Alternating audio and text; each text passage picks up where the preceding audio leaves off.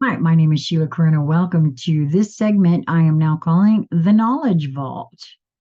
And today we are continuing on here with the handbook for the New Paradigm, Volume 1. If you're following along with me, we are on page 92. And this is called A Message to Garcia by Elbert Hubbard, and in parentheses, Fra Elbertus. The Roycrofters, East Aurora, Erie, Covray, New York.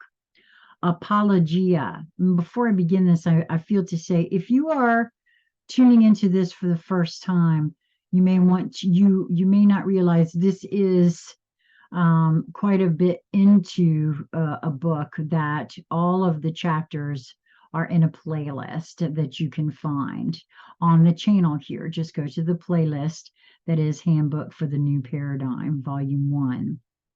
And so this one begins, Apologia. This literary trifle, a message to Garcia, was written one evening after supper in a single hour.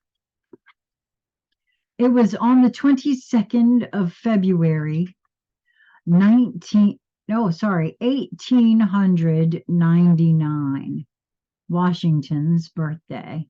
And we were just going to press with the March Philistine, and Philistine is in italics, so I'm imagining that's the name of the publication. The thing leaped hot from my heart, written after a trying day, when I had been endeavoring train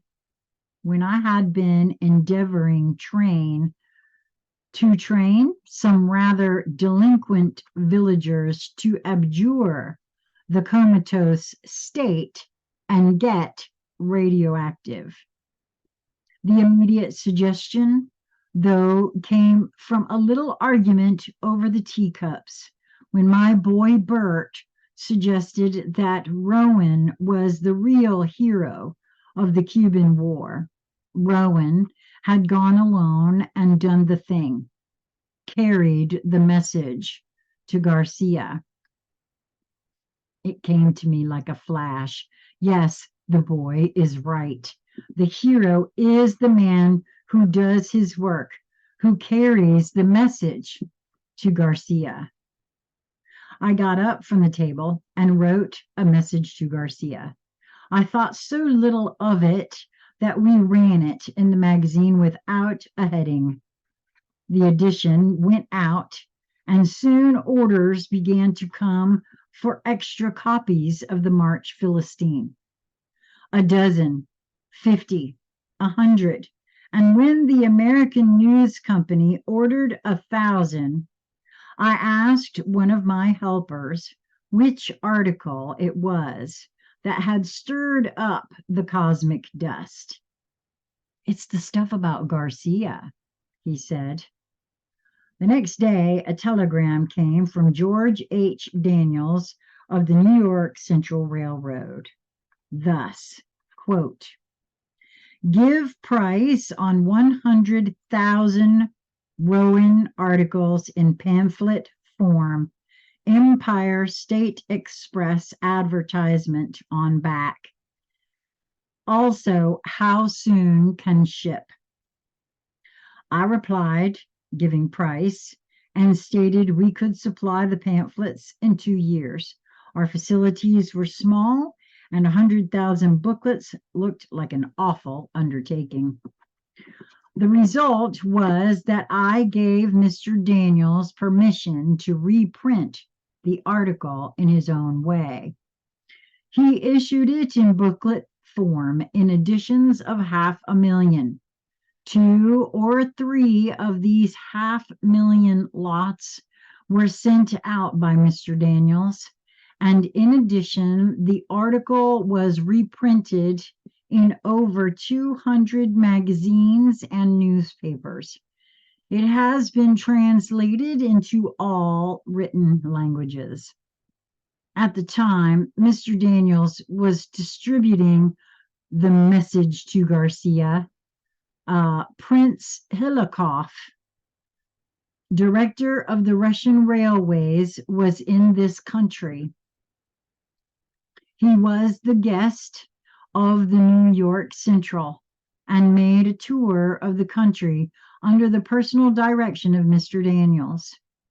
The prince saw the little book and was interested in it more because Mr. Daniel was putting it out in such big numbers, probably, than otherwise.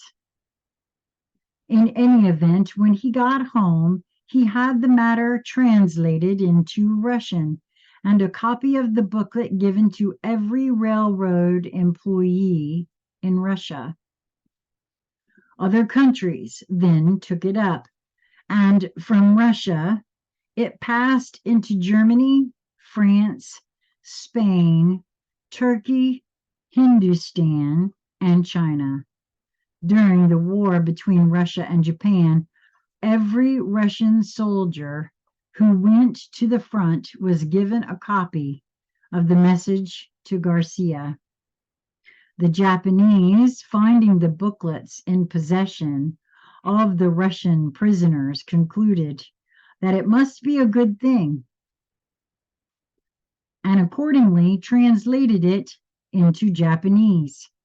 And on an order of the Mikado, a copy was given to every man in the employ of the Japanese government, soldier or civilian. Over 40 million copies of A Message to Garcia have been printed. This is said to a larger circulation than any other literary venture of the author in all history, thanks to a series of lucky accidents. E.H. East Aurora, December 1st, 1913. And now on page 94 is A Message to Garcia. In all this Cuban business, there is one man that stands out on the horizon of my memory like Mars at perihelion. When war broke out between Spain and the United States, it was very necessary to communicate quickly with the leader of the insurgents. Garcia was somewhere in the mountain fastnesses of Cuba. No one knew where. No mail or telegraph message could reach him. The president must secure his cooperation, and quickly. What to do? Someone said to the president, there is a fellow by the name of Rowan who will find Garcia for you if anybody can. Rowan was sent for and given a letter to be delivered to Garcia. How the, quote, fellow by the name of Rowan, end quote, took the letter, sealed it up in an oilskin pouch, strapped it over his heart, in 4 days landed by night off the coast of Cuba from an open boat, disappeared into the jungle, and in 3 weeks came out on the other side of the island, having traversed a hostile country on foot, and delivered his letter to Garcia, are things I have no special desire now to tell in detail. The point that I wish to make is this. McKinley gave Rowan a letter to be delivered to Garcia. Rowan took the letter and did not ask, where is he at? By the eternal, there is a man whose form should be cast in deathless bronze, and the statue placed in every college of the land.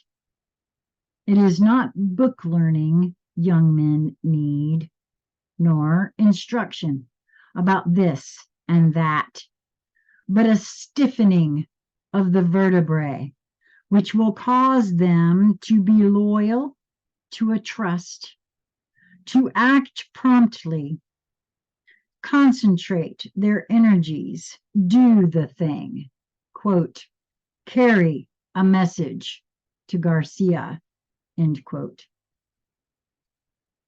General Garcia is dead now, but there are other Garcias. No man who has endeavored to carry out an enterprise where many hands were needed, but has been well nigh appalled at times by the imbecility of the average man, the inability or unwillingness to concentrate on a thing and do it. Slipshod assistance, foolish inattention, dowdy indifference, and half-hearted work seem the rule, and no man succeeds unless by hook or crook or threat he forces or bribes other men to assist him, or mayhap God in his goodness performs a miracle and sends him an angel of light for an assistant. You, reader, put this matter to a test. You are sitting now in your office. 6 clerks are within call. Summon anyone and make this request. Please, quote, please look in the encyclopedia and make a brief memorandum for me concerning the life of Correggio, and that's spelled capital Corregio, end quote. Will the clerk quietly say, yes, sir, and go do the task? On your life, he will not. He will look at you out of a fishy eye and ask one or more of the following questions. Who was he? Which encyclopedia? Was I hired for that? Don't you mean Bismarck? What's the matter with Charlie doing it? Is he dead? Is there any hurry? Shan't I bring you the book and let you look it up yourself? What do you want to know for? And I will lay you 10 to 1 that after you have answered the questions and explained how to find the information and why you want it, the clerk will go off and get one of the other clerks to help him try to find Garcia, and then come back and tell you there is not such a man. Of course, I may lose my bet, but according to the law of average, I will not. Now, if you are wise, you will not bother to explain to your assistant, quote assistant, that Correggio is indexed under the C's, not in the K's, but you will smile very sweetly and say, quote, never mind, and go look it up yourself. And this incapacity for independent action, this oral stupidity, this infirmity of the will, this unwillingness to cheerfully catch hold and lift, these are the things that put pure socialism so far into the future. If men will not act for themselves, what will they do when the benefit of their effort is for all? A first mate with knotted club seems necessary, and the dread of getting, quote, the bounce Saturday night holds many a worker to his place. Advertise for a stenographer, and 9 out of 10 who apply can neither spell nor punctuate, and do not think it necessary to. Can such a one write a letter to Garcia? You see, that bookkeeper, said the foreman to me in a large factory. Yes, what about him? Well, he's a fine accountant, but if I'd send him uptown on an errand, he might accomplish the errand, and on the other hand, might stop at 4 saloons on the way. And when he got to the main street, would forget what he had been sent for. Can such a man be entrusted to carry a message to Garcia? We have recently been hearing much maudlin sympathy expressed for the, quote, downtrodden denizens of the sweatshop and the, quote, homeless wanderer searching for honest employment. And with it all often go many hard words for the men in power. Nothing is said about the employer who grows old before his time in vain attempt to get frowsy ne'er-do-well to do intelligent work, and his long patient striving after help that does nothing but loaf when his back is turned. In every store and factory, there is a constant weeding out process going on. The employer is constantly sending away, quote, help that have shown their incapacity to further the interests of the business, and others are being taken on. No matter how good times are, this sorting continues. Only if times are hard and work is scarce, the sorting is done finer. But out and forever out, the incompetent and unworthy go. It is the survival of the fittest.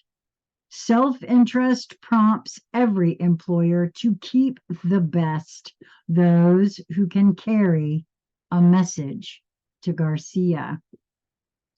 I know one man of really brilliant parts who has not the ability to manage a business of his own, and yet who is absolutely worthless to anyone else, because he carries with him constantly the insane suspicion that his employer is oppressing or intending to oppress him. He cannot give orders, and he will not receive them. Should a message be given to him to take to Garcia, his answer would probably be, take it yourself.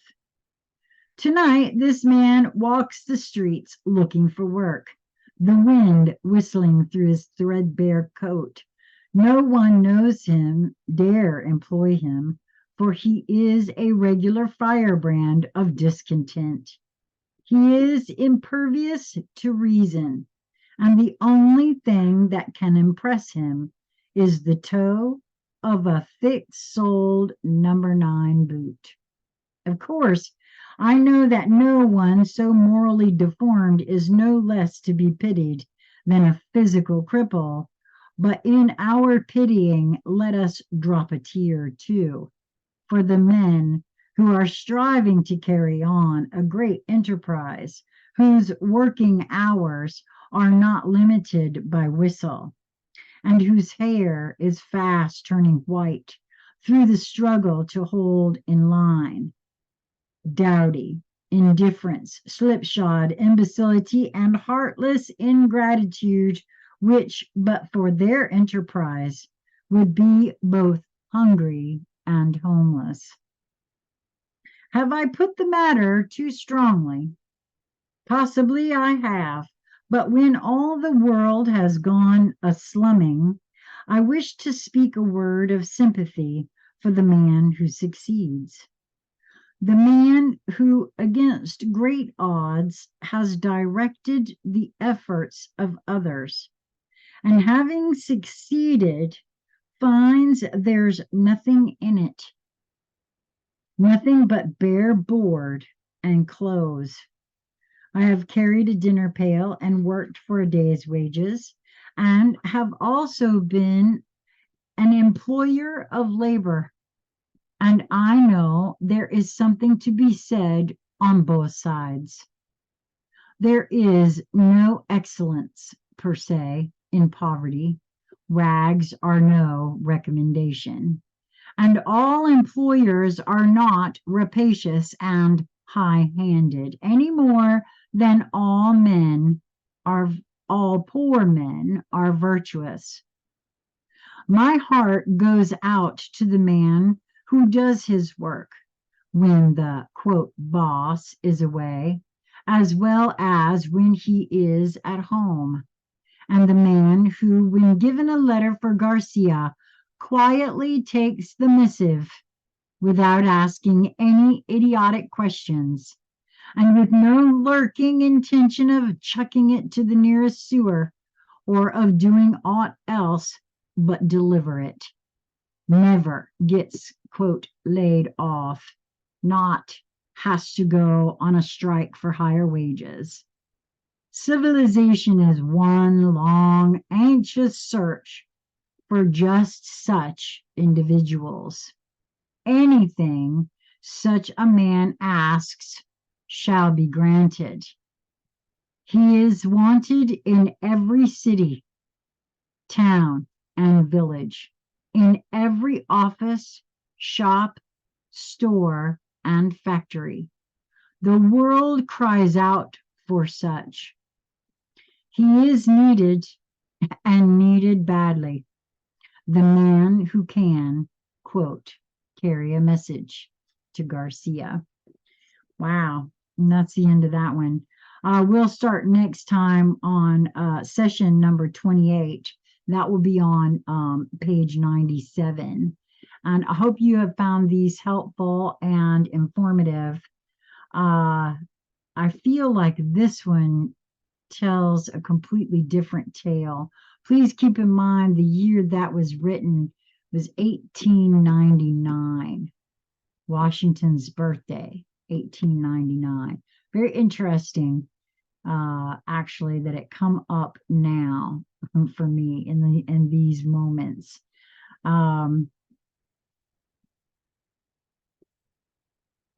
Lisa and I are going to very shortly here be holding a book club where we are going to read this book together in a group and have conversations about what we read as we go. If you're interested in that, reach out to consciousconversationcentral@gmail.com.